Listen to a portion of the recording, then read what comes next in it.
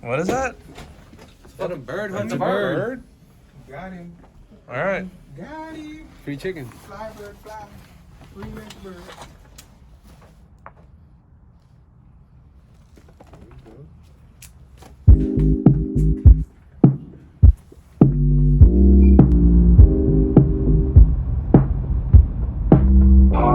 I'm currently in Little Rock, Arkansas for the holidays, but I'm at the gym. And the funny thing about this gym is that this is the gym I've been going to since I was like 15, 16 years old. But obviously I stopped being a member whenever I left after high school. So they still have me in their system, but as like a super skinny buzzed heads teenager. And then every year since, I've basically finessed my way into a free trial membership for the whole time I've been here. But I think my luck is slowly running out because the lady who's worked here forever definitely recognized me this time. And I think I might be on my last leg of finessing a trial membership here every time I come home. Because it is very obvious when I apply that I will not be getting an actual membership here. But it's always funny because scanning in the picture that pops up of my profile is of me like 16 years old, acne and buzzed head and nervous looking. And when they asked if I wanted a new picture for it, I very sternly said no, that is the picture I want to keep for my profile. It's a good little bit of a motivation to see how far I've come in my fitness journey.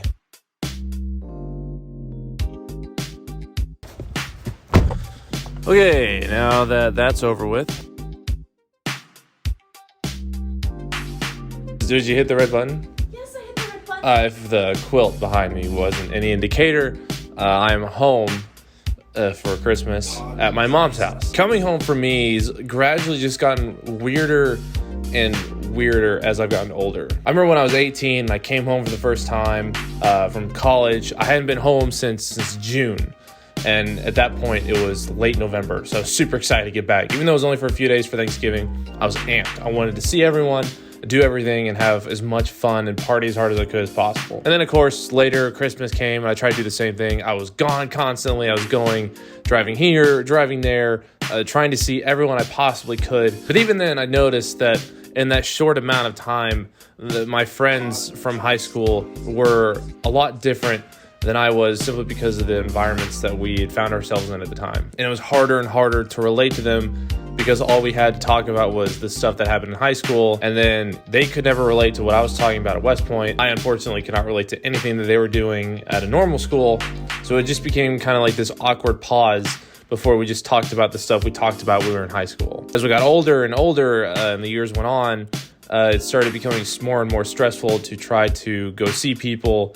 People were moving away, people stopped coming home for Christmas, and everyone around me was changing even more. I was changing, they were changing. It became harder and harder to relate to these people that I used to consider like my best friends. And then, of course, we run into the problem that I think every military member runs into, is that because when we first got here and we were so eager to see everyone, we were always the ones that would come into town and then go see anyone who wanted to see us. I would drive 2 or 3 hours or 4 hours even just to go see someone for a day, even after I had spent a whole day and a half just flying back to Arkansas. But then as I got older and I realized more and more that I just wanted to spend time with family and that I was exhausted from traveling. So really, I just didn't want to do all that effort because I'd already come so far just to go another 3 or 4 hours to see someone. But because that expectation was already there and we were the ones that had always come home to go see everyone, the expectation never changed, so people started getting confused why we would stop visiting them when we came into town. And it's gotten to the point now